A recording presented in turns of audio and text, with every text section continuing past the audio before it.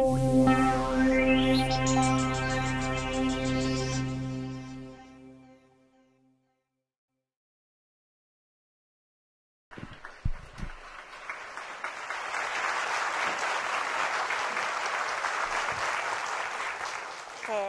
さんこんにちは。今日はこのような機会をいただきましてどうもありがとうございます。先ほどのワールドオーダーさんのパフォーマンスで私すごい鼓動が高まりまして、そのまま緊張に突入してるんですけれども、どうぞよろしくお願いします。先日子どもたちと一緒に未来の車を創造するというワークショップを行いました。これ子どもの絵なんですけれども、天井がシアターになっている車、脇道を作りながら進むので交通渋滞を起こさない車、ふわふわしてるのでぶつかっても安全な車、太陽光だけで走る車、海にも空にも宇宙にもどこにでも行ける車、家がない人を助けてあげる車、いろんなアイデアが出ました。いつの時代にも夢が未来を作ってきたかと思います。自動車も飛行機もロケットも携帯電話も、空を飛びたいとか月に立ちたいとか、もっと遠くの人とお話がしたいとか、子どもの頃の夢を追い続けた人が未来を想像して、そして実現してきました。子どもたちの想像力、表現力で日本を塗り替えたい。これからの未来社会を作るのは子どもたちのクリエイティビティであると考えておりまして、子どもたちの創造的な学びの場を作るという活動を10年にわたって行っております。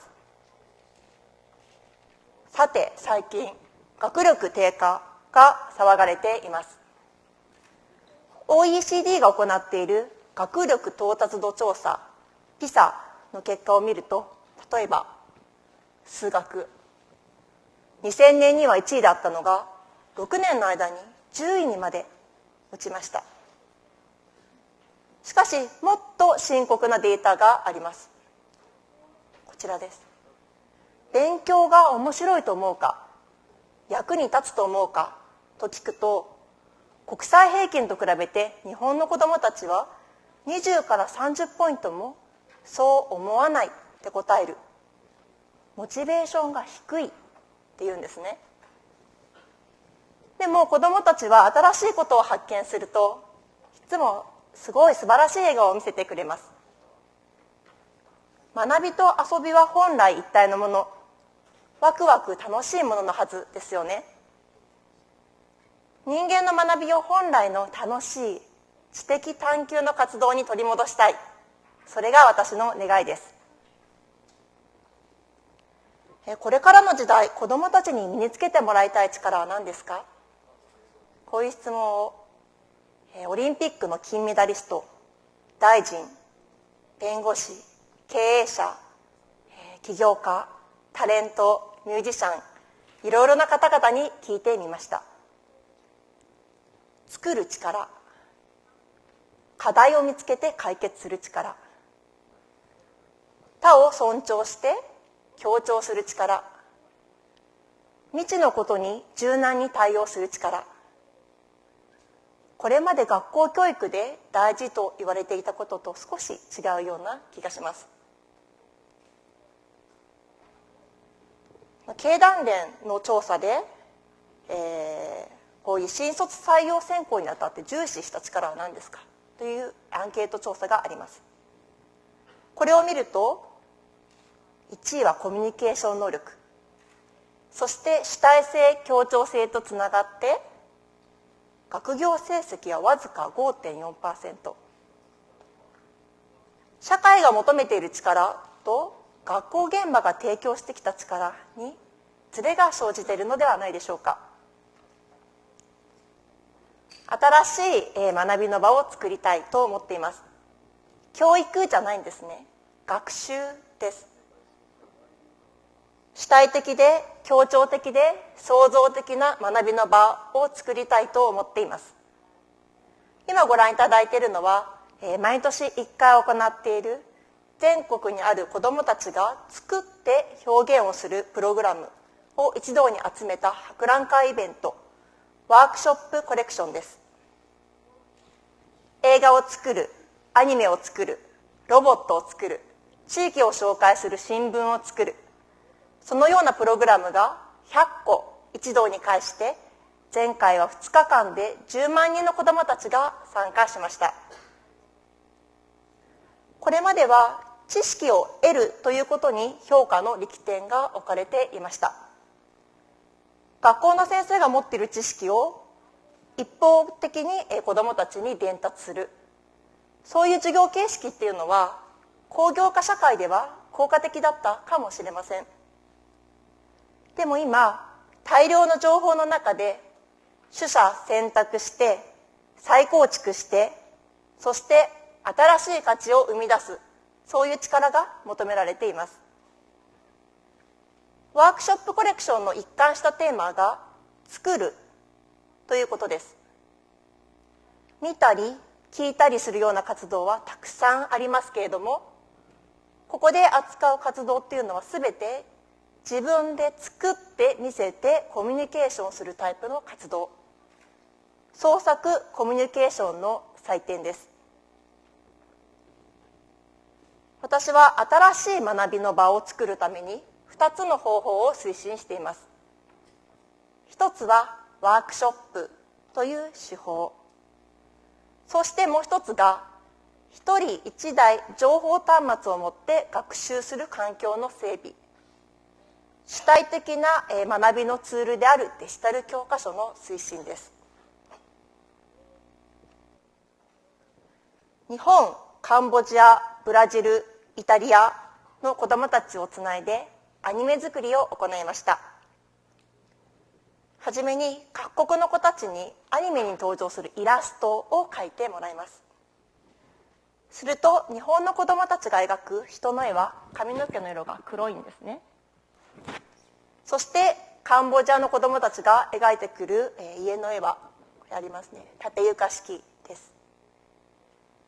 カンボジアの子どもたちは電気のない部屋で初めて絵を描く子たちでした。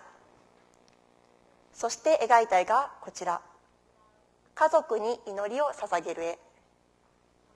そしてこちら、すごい美しいですよね。自分たちの文化にないこと、それを共有する。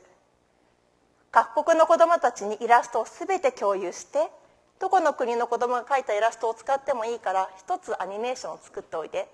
とアニメを作ってもらいました。子どもたちからは他の国の子どもたちと一緒に制作した気持ちがしてとても楽しかった、もっとたくさん交流したかったという声が聞こえました。石巻、仙台、南相馬市など被災地で展開しているのがプログラミングのワークショップ。子どもたちは自分が遊ぶゲームを自分で作ります。この子どもたちの真剣な顔、キラキラと生き生きと輝く笑顔を見てください。子どもたちは誰かにやらされるのではなくて、自らのやりたいという気持ちから創意工夫していく、そんな姿に先生方にとても驚かれました。そう、学校こそ変わらなくてはなりません。今、学校教育の情報化、そしてデジタル教科書の普及にも取り組んでいるところです。この分野、日本は世界から比べて遅れをとっていたんですが、ようやく変化の機運を感じているところです。先生が一方的に教え育むのではなくて、先生と生徒が横に並んで教え合い学び合う、24時間つながって世界ともつながり合って、学校が家庭とかミュージアムとか地域とかに常にオープンに開かれて創造的なことに取り組んでいく。多様な背景や異なる力を持った子どもたちがコミュニケーションを通じて新しい価値を生み出していく、そのような学びが可能となります。ワークショップでは子どもたちは3、4人1組になって制作に取り組みます。キャラクターはこうしたいんだけど、ストーリーはもう少しこういうふうにしたいな。子どもたちは何度も何度も議論を重ねます。あなたは絵が上手だから絵コンテを描いて。お互いの得意を見つけて自然と役割分担をしていきます。3時までにここまで完成させようよ。リーダーシップを発揮します。子どもたちは自ら学ぶということを学んで、そしてコンピューターには決して代替できない、消えましたね想像力、コミュニケーション力という財産を持って帰るのです。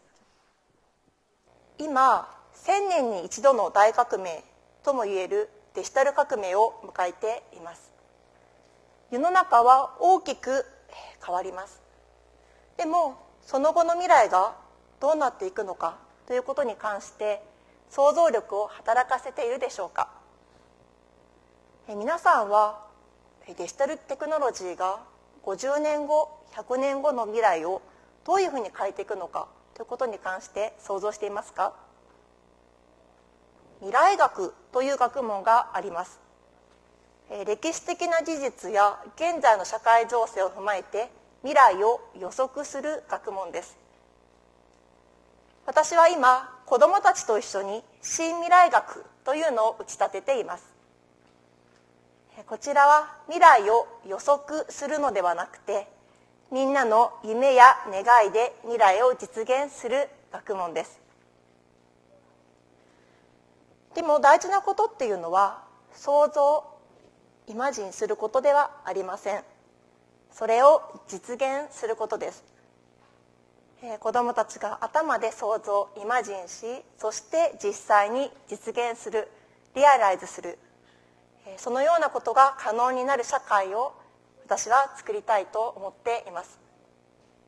子どもたちの目がキラキラと輝き、創造性を世界に発揮する、そのような社会を実現したい。皆さんはどのような社会を実現したいでしょうか。どうもありがとうございました。